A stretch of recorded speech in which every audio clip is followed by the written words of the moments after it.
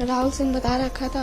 अब हमें भी नहीं पता, हमने सोचा हिंदू हैं, ये बताया नहीं था कि मुस्लिम है। मेरा नाम मुख्तार अहमद है, जिसी ने हमें बताई थी। लव जिहाद सिर्फ इस्लाम धर्म के ठेकेदार ही नहीं बल्कि भारत में अब ईसाई धर्म के ठेकेदार भी धड़ल्ले से ये गंदा खेल खेल रहे हैं। इस गंदे खेल का शिकार हुई सुनीता। परिवार में 2 भाई और 1 बहन है, जिनमें सबसे छोटी रही सुनीता। उम्र करीब 17 साल की रही होगी कि तभी पड़ोस के रहने वाले जॉन ने सुनीता को अपने प्रेम जाल में फंसाना शुरू कर दिया। उनका ऐसा ब्रेन वॉश किया कि सुनीता ने अपना घर परिवार सब कुछ छोड़ दिया, सिर्फ जॉन के लिए। कुछ 30 दिन ही गुजरे थे जॉन के घर में, तभी उसकी फैमिली ने सुनीता का धर्म परिवर्तन करवा दिया और फिर उसे हमेशा हमेशा के लिए छोड़कर चला गया। सुनीता पहली या आखिरी विक्टिम नहीं है, बल्कि ऐसी अनगिनत बच्चियां और महिलाएं हैं जो इस धर्म परिवर्तन का शिकार हो रही हैं। पर भारत में भगवा पादरियों के हौसले इतने बुलंद कैसे हुए? कैसे हुआ ईसाइयत परोसने का ये गंदा खेल शुरू? क्या है इसकी जड़ें और क्या कहते हैं आंकड़े? चलिए शुरू से समझते हैं। दोस्तों, भगवा रंग हिंदू धर्म में सबसे पवित्र रंग माना गया है, जिसे देखते ही मन में अपने आप ख्याल आता है कि सामने पुजारी जा रहे हैं। क्योंकि बचपन से लेकर बड़े होने तक हमने हिंदू पुजारियों को भगवा रंग में ही देखा है, और बचपन से लेकर बड़े होने तक हमारे अपनों ने भी हमें भगवा रंग की ऐसी डेफिनेशन दी है कि इसे देखते ही मन में भक्ति उमड़ पड़ती है। कहते हैं कि भगवा रंग अग्नि यानी आग के सबसे नजदीक होता है। प्राचीन समय में साधु संत अपने साथ अग्नि यानी आग लेकर चलते थे, लेकिन बदलते समय के साथ साथ दौर बदला और साधु संत आग की जगह भगवा रंग लेकर चलने लगे। तभी से भगवा रंग साधु संत और अग्नि के साथ साथ भक्ति और श्रद्धा का प्रतीक बन गया। लेकिन अब आपको जरा सावधान हो जाने की जरूरत है, क्योंकि भगवा रंग के प्रति आपकी इसी श्रद्धा को ठगने का काम कर रहे हैं ये भगवा मिशनरीज, जो सफेद की जगह भगवा रंग लपेटे न सिर्फ लोगों का ब्रेन वॉश कर रहे हैं, बल्कि उन्हें गुमराह कर ईसाइयों के नंबर भारत में लगातार बढ़ा रहे हैं। माथे पर बड़ा सा तिलक, गले में रुद्राक्ष की माला और बदन पर भगवा चोला पहने ये कोई हिंदू साधु संत या महाराज नहीं है, बल्कि बेलागावे डायसिस के बिशप फर्नांडिस हैं, जो भारतीयों का ब्रेन वॉश करने के लिए भगवा रंग में घूम रहे हैं। इतना ही नहीं, ये जिस जगह पर रह रहे हैं उसे भी शिवलिंग के आकार का बनाया गया है। दूसरे ये हैं मोनिनो गोंसाल्विस उर्फ मोनिनो स्वामी, जो एक चर्च चलाते हैं। भगवा रंग के कपड़े के साथ क्रॉस और रुद्राक्ष की माला पहनने वाले ये भगवा पादरी आयुर्वेदिक उपचारक, हीलर होने का दावा करते हैं, यानी इनके मुताबिक ये आयुर्वेद से किसी का भी इलाज कर सकते हैं। वैसे ये इकलौते नहीं हैं जो इस तरह के दावे करते हैं, बल्कि भारत में कई जगहों पर अपनी चर्च चलाकर धर्म परिवर्तन का गंदा खेल खेल रहे ये भगवा पादरी तो महज चंगाई से बड़े बड़े मरीज को ठीक करने का दम भरते हैं। प्रार्थना का ढोंग करने वाले इन भगवा पादरियों को देखकर एक बार तो आप भी दंग रह जाएंगे कि ये कोई हिंदू साधु संत ही हैं। लेकिन नहीं, ये तो असल में ईसाइयत परोसने वाले भगवा पादरी हैं, जिनका ये दावा है कि आने वाले 50 सालों में भारत श्री राम या भगवान श्री कृष्ण का नहीं, बल्कि जीसस या यीशु मसीह या पादरियों का होगा। और आंकड़ों पर अगर नजर डालें तो इनका कहना गलत भी नहीं है। साल 1999 8 नवंबर को जब देश भर में दीपावली का जश्न मनाया जा रहा था, तब रोशनी के इस त्योहार पर राजधानी दिल्ली के नेहरू स्टेडियम में ईसाइयों के सबसे बड़े धर्मगुरु पोप जुल पॉप द्वितीय पहुंचे और अपने भाषण में पूरे जोश के साथ कहा कि ईसाइयों या कैथोलिक चर्च ने पहली शताब्दी में यूरोप में अपने पैर जमाए, दूसरी शताब्दी में हमने अफ्रीका में पैर पसारने शुरू किए और देखते ही देखते वहाँ भी कैथोलिक धर्म का सिक्का जम गया। इसके बाद उन्होंने कहा कि तीसरी शताब्दी में जीसस की वकालत ईसाई धर्म से जुड़े पादरी या मिशनरीज सबसे बड़े कॉन्टिनेंट यानी एशिया में करें और भारत समेत पूरे एशियन कॉन्टिनेंट पर ईसाइयत फैला दें। इसके बाद से भारत में ईसाई मिशनरीज ने अपनी जड़ें जमाना शुरू कर दिया और सबसे पहले निशाना बनाया पंजाब। इसके बाद छत्तीसगढ़, राजस्थान, बिहार और उत्तर प्रदेश सहित तमाम राज्यों में धर्मांतरण का ये गंदा खेल जोर शोर से खेला जा रहा है। बिहार की बात करें तो यहाँ ईसाई आबादी में 143% तक का ग्रोथ देखने को मिला है। बिहार में ऐसे एक नहीं अनेकों जिले मौजूद हैं जहां 1991 के दौर में ईसाइयों की संख्या महज 40 से 50 हुआ करती थी, जो आज हजारों में पहुंच चुकी है। 1972 से 1981 में हुई जनगणना के मुताबिक देखें तो बिहार में ईसाइयों की आबादी का 8% ग्रोथ रेट था। 1971 में यहाँ 34,448 ईसाई रहा करते थे, जो 1981 तक 37,453 तक पहुँच गए। लेकिन 1991 में ये संख्या गिरी और 30,970 पर ही रुक गई। लेकिन भगवा पादरियों की मेहरबानी से ये जनसंख्या 2001 तक 53,137 पर पहुंच गई। आबादी के साथ ही ईसाई लोगों का ग्रोथ रेट 71 से 72% तक पहुंच गया। इसके महज 10 साल बाद यानी 2011 में हुई जनगणना के मुताबिक बिहार में ईसाइयों ने 143% के ग्रोथ रेट के साथ वृद्धि की और 2001 में 53 से ज्यादा होने वाले ये ईसाई 2011 तक 1,29,247 पर पहुंच गए। कुछ स्पेसिफिक जिलों और शहरों की बात करें तो बिहार के मधुबनी जिले से ईसाइयों की आबादी के आंकड़े चौंकाने वाले हैं, जहां साल 1991 में सिर्फ सिर्फ 40 ईसाई हुआ करते थे, जो 2001 तक बढ़कर 190 पर पहुंचे, जबकि 2011 की जनगणना के मुताबिक मधुबनी में 3262 ईसाई हो गए। दसरजरी दरभंगा में 1991 में महज 181 ईसाई थे, जबकि 2001 तक इनकी संख्या 781 पर पहुंची और 2011 में ये हो गई 35,341। खगड़िया को भी पीछे नहीं छोड़ा जा सकता है, जहां 1991 में सिर्फ 27 ईसाई हुआ करते थे, लेकिन भगवा पादरियों के चलते इन्होंने तेजी से ग्रोथ की और 2001 तक यहाँ 104 जबकि 2011 तक 1253 क्रिश्चियन खगड़िया के निवासियों में शुमार हो गए और ग्रोथ रेट रहा 454%। बिहार के शेखपुरा में तो 1991 में सिर्फ 14 ही ईसाई थे, जो 2001 तक 375 जबकि 2011 में 3000 के लगभग पहुंच गए। औरंगाबाद जिले में 1991 में सिर्फ 65 ही ईसाई थे, लेकिन 2001 में ये ईसाई 297 जबकि 2011 में 2218 पर पहुंच गए। आंकड़े बहुत हैं, जिनमें आप देखेंगे कि अकेले बिहार में ही ईसाइयों ने 1991 के बाद से ही तेजी से ग्रोथ किया है। तो सोचिए झारखंड, उत्तर प्रदेश और पंजाब जैसे राज्यों में क्या ही हो रहा होगा। भगवा पादरियों ने धर्मांतरण का ये गंदा खेल सबसे ज्यादा ग्रामीण इलाकों में चला रखा है, क्योंकि हम सभी जानते हैं कि बिहार हो या झारखंड या फिर उत्तर प्रदेश, यहाँ के ग्रामीण इलाकों में लोग ज्यादा पढ़े लिखे नहीं होते हैं। साक्षरता दर में बिहार के पुलिया, भागलपुर, सीतामढ़ी, पूर्वी चंपारण, गोपालगंज, सारण और दरभंगा जैसे अनेकों जिले काफी पीछे हैं, जहाँ के लोग शिक्षा से दूर साधारण सी जिंदगी गुजारना पसंद करते हैं। ऐसे में भगवा रंग लपेटे इन पादरियों के लिए ईसाइयत फैलाना आसान काम बन जाता है। इसलिए ये ग्रामीण इलाकों को चुनते हैं ताकि ग्रामीण जनता का ब्रेन वॉश करने में किसी तरह की परेशानी ना हो। कभी उन्हें बीमारी के नाम पर बहलाया जाता है, तो कभी उन्हें गरीबी के नाम पर बेवकूफ बनाया जाता है। कभी चंगाई के जरिए तो कभी ढोंगी प्रार्थनाओं के जरिए ये भगवा पादरी लोगों का ब्रेन वॉश करने का काम कर रहे हैं। लेकिन सवाल ये भी उठता है कि प्रशासन और सरकार इस मामले में खामोश क्यों है। सीतामढ़ी जैसे जिलों में आज चर्चों की संख्या दुगनी तेजी से बढ़ रही है, जहाँ ये भगवा पादरी प्रार्थना का ढोंग कर लोगों का दिमाग घुमाने का काम कर रहे हैं। 1999 के बाद से लेकर आज तक उत्तर प्रदेश हो या बिहार, हर राज्य के गांवों में चर्च लगातार बढ़ते ही जा रहे हैं। अगर ऐसे ही चलता रहा तो भगवा पादरियों का ये दावा है कि आने वाले 50 सालों में भारत श्री राम या श्री कृष्ण का नहीं बल्कि पादरियों का होगा, बिल्कुल सच साबित हो जाएगा। इसलिए जरूरत है इस गंदे खेल को रोकने की, समय रहते आवाज उठाने की, क्योंकि आप सभी जानते हैं कि भारत के लोगों की मासूमियत का फायदा अंग्रेज पहले भी उठा चुके हैं। इन भगवा पादरियों की प्रार्थनाओं से जुड़ रहे लोगों का भी यही मानना है कि वो अपनी सभी मुसीबतों से आजाद हो जाएंगे, लेकिन कहीं न कहीं उन्हें समझने की जरूरत है, क्योंकि अगर 50 साल बाद भारत पादरियों का हुआ तो यहाँ कुछ नहीं बदलेगा। लोग तब भी उसी हाल में रहेंगे जिस हाल में अब हैं, या हो सकता है कि तब हाल और ज्यादा खराब हो जाएं। बिल्कुल अफ्रीकन कंट्रीज की तरह जो गरीबी की मार झेलते झेलते खुशहाली का पता ही भूल गए हैं। इसलिए ये समझने की जरूरत है कि प्रार्थना से जुड़ जाने से, चंगाई ले लेने से आपका कुछ नहीं बदलेगा, पर हाँ, देश के खजाने की चाबी पादरियों की जेब में जरूर चली जाएगी और एक बार फिर इस खजाने की चिड़िया यानी भारत देश को लूट लिया जाएगा। जैसे पहले लूटकर सोने की चिड़िया से कंगाल बना दिया गया, वैसे ही फिर से बना दिया जाएगा। इन भगवा पादरियों और पोप की चाल आप ऐसे भी समझ सकते हैं कि ये बहुत अच्छे से जानते हैं कि भारत की सेना, आर्मी और फौज सबसे ज्यादा मजबूत है, जिससे सीधे तौर पर टक्कर लेना मौत को दावत देने जैसा है। इसलिए ये भगवा पादरी अंदर ही अंदर अपनी गुप्त ईसाई सेना तैयार कर रहे हैं, ताकि विरोध का बिगुल बाहर से नहीं बल्कि देश के अंदर से बजा सके। आज देश में करीब 15 से 18% गुप्त ईसाई हैं और मामला इसी रफ्तार से चलता रहा तो आने वाले समय में देश की चाबी सच में पादरियों की जेब में होगी। इसलिए जरूरी है कि आवाज उठाई जाए, क्योंकि अगर गुप्त ईसाई ऐसे ही बढ़ते रहे तो आने वाले समय में सत्ता पर भी काबिज हो जाएंगे। अब आप कहेंगे कि आप क्या कर सकते हैं, तो बेशक आप कुछ नहीं कर सकते हैं, लेकिन जागरूकता फैलाने का काम आप ही कर सकते हैं। इसलिए खुद भी जागरूक हो जाइए और दूसरों को भी कीजिए, खासकर हिंदू धर्म के महात्मा संत महामंडलेश्वर जो चैन की नींद सो रहे हैं और ये भगवा पहने ये पादरी शिव चर्चा सत्यनारायण की कथा कर रहे हैं, वो भी ईसा मसीह की प्रार्थना करते हैं, बिल्कुल सत्संग की तरह। उम्मीद है ये वीडियो आपको पसंद आई होगी, इसलिए वीडियो को लाइक करके शेयर करके चैनल को सब्सक्राइब करना बिल्कुल न भूलें।